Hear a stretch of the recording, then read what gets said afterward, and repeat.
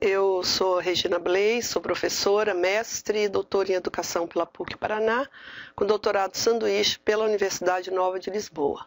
Além disso, sou pesquisadora integrante do grupo de pesquisa Sociologia da Educação, da prática do ensino ao estudo das ações educativas no âmbito das desigualdades sociais da PUC Paraná, grupo este coordenado pelo professor Dr. Lindomar Bonetti.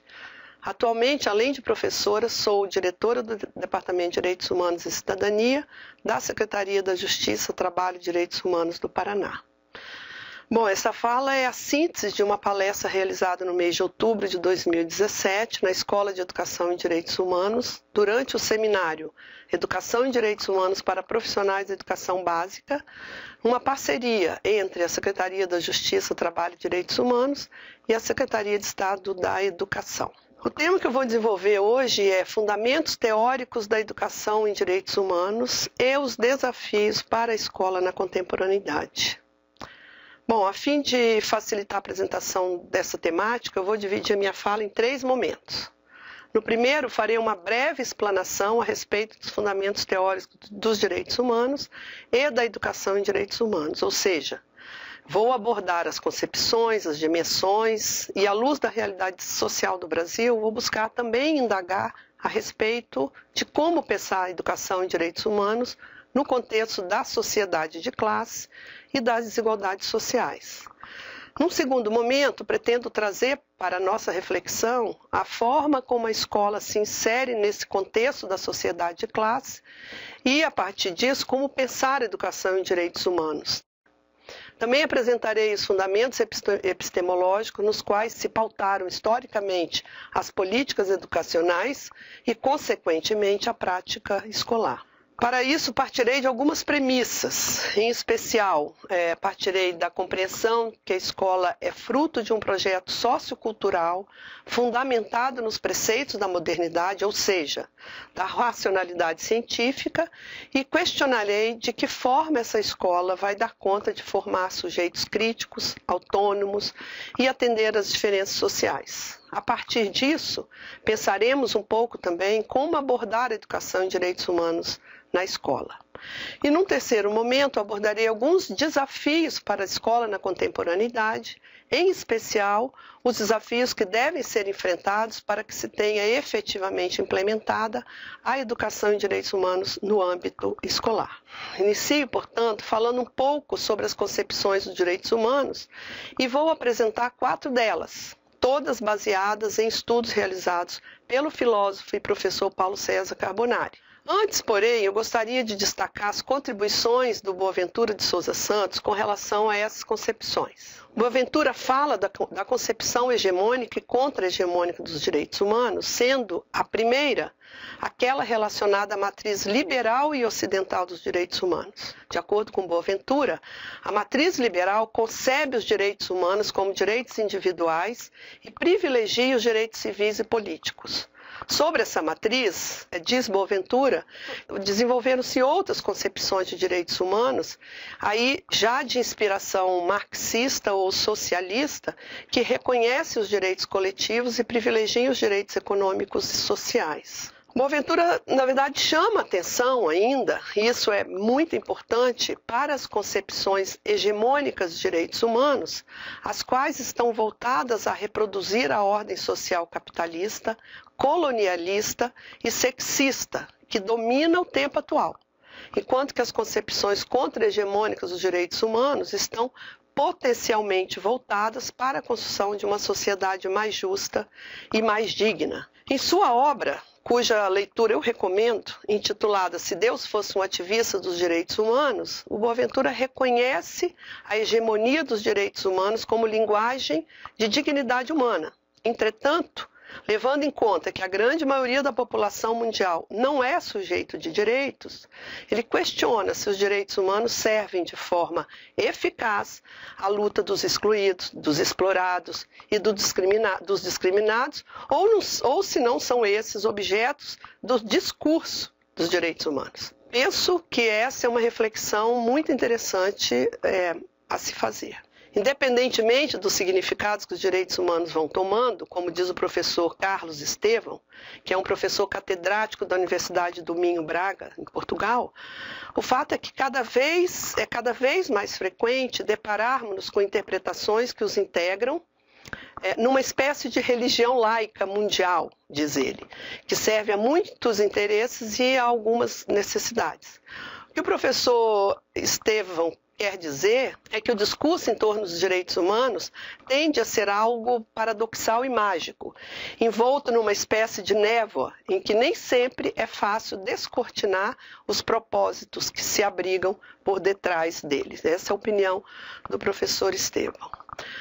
O fato é que nessa seara em que se encontram os direitos humanos, do ponto de vista das suas concepções, sua origem, sua estrutura, não há um consenso. Ele se constitui um campo de encontros e desencontros teóricos, como bem lembra o professor Estevão. Assim, por que eu estou dizendo tudo isso? Porque as concepções que passarei a apresentar têm o propósito de facilitar a compreensão, mas não se pretende com isso dizer que são fruto de um consenso. Ok? Então vamos à primeira concepção, que é a concepção naturalista dos direitos humanos. Essa concepção entende, portanto, os direitos humanos como direitos naturais, ou seja, inerentes à natureza humana, bastando somente reconhecê-los e protegê-los. Suas raízes situam-se na época clássica grega, romana e medieval.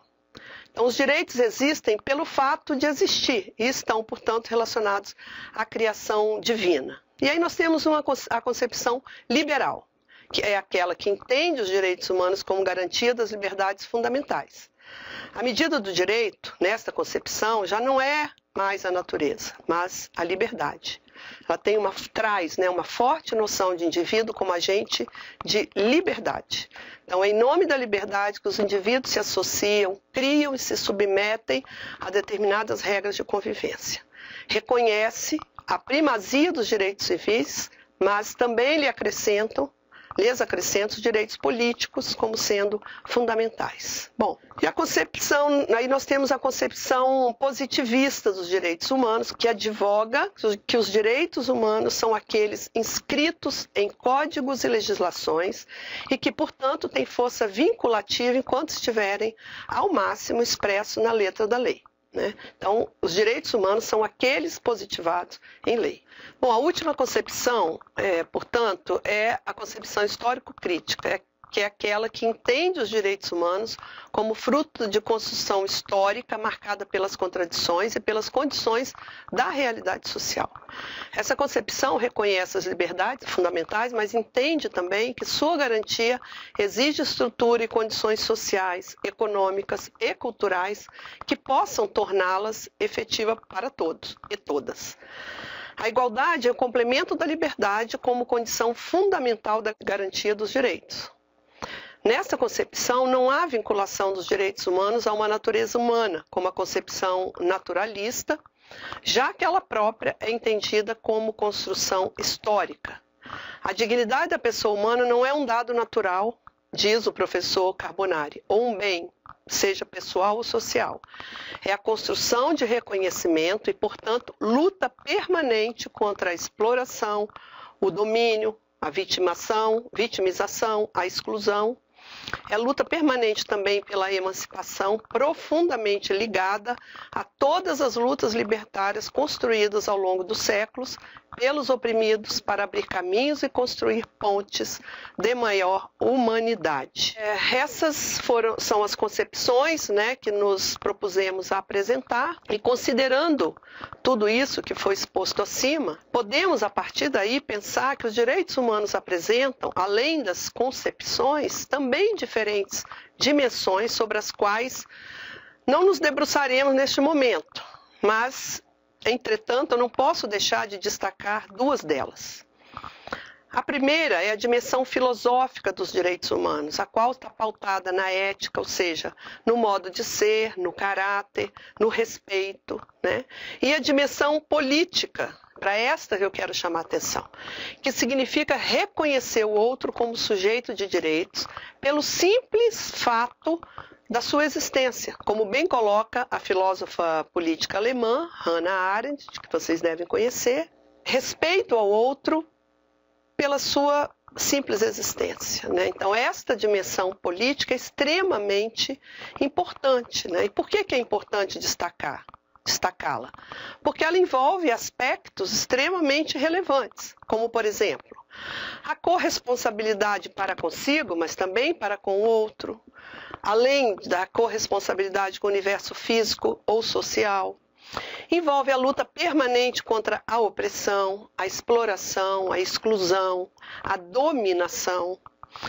Envolve a luta também permanente pela emancipação, pelas causas libertárias, pela liberdade de escolha, sejam elas profissionais, religiosas, políticas, afetivas, sexuais, enfim. Envolve a luta permanente também pela democracia e pela justiça social.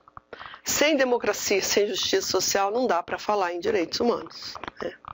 É justamente aí que se fundamenta a questão dos direitos humanos, a que vai assentar-se em algo mais profundo e permanente, que é a ordenação estatal, ainda que essa se baseie numa Constituição, como é o caso da nossa, a Constituição Cidadã de 88, formalmente promulgada.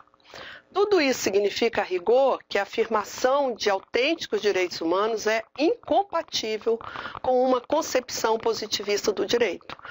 O positivismo contenta-se com a validade formal das normas jurídicas, quando todo o problema situa-se, não nas normas jurídicas, mas numa esfera muito mais profunda, correspondente ao valor ético do direito. Quem diz isso não sou eu, é o Fábio Conder Comparato. Bom, a partir dessa compreensão das concepções e algumas das dimensões dos direitos humanos, que tem muitas outras, né, poderíamos nos perguntar onde se insere a educação em direitos humanos. Bom, então, para começar, é necessário que compreendamos um pouco da realidade social do nosso país para que aí sim cheguemos à educação em direitos humanos. Não dá para pensar em direitos humanos ou educação em direitos humanos nessa perspectiva histórico-crítica se não partirmos da realidade social, né? E a nossa realidade social, ou seja, o Brasil, como todos sabemos, possui uma herança escravocrata que gerou uma forma de pensar indiferente, bem indiferente, com relação à desigualdade, à violência e à exclusão. Os escravos no Brasil constituíram a primeira massa de excluídos no Brasil, não podemos esquecer dos indígenas. O Brasil foi também o último país a abolir a escravidão. Para vocês terem ideia, o primeiro país foi o Haiti, em 1804, quando, além de abolir a escravidão, também declarou a sua independência na conhecida Revolta dos Escravos, 1804. Um outro dado importante, a Revolução dos Escravos. Um outro dado importante, só para citar alguns, para contextualizar, a tortura no Brasil, tanto colonial quanto imperial e no Brasil republicano, sempre foi praticada. Somente a partir da Constituição de 88 e mais especificamente em 1997, com a Lei da Tortura, foi que esse tipo de crime, ou seja, a tortura, passou a ser tipificado. Uma outra questão importante no nosso contexto social é que no Brasil há explicitamente uma desigualdade de oportunidades, ou seja, o acesso aos direitos sociais básicos se dá de forma desigual. Estou falando do acesso à saúde, à educação, ao trabalho, à moradia, à segurança, cultura, esporte, lazer e assim sucessivamente, né? Há também, infelizmente, uma tendência à criminalização da pobreza, ou seja, uma tendência a ver a classe menos favorecida economicamente como perigosa, muito entre aspas, associando-a muitas vezes ao banditismo, à violência e à criminalidade, ou seja, uma tentativa de circunscrever a violência e justificar a punição, como bem nos lembra Foucault, o Michel Foucault.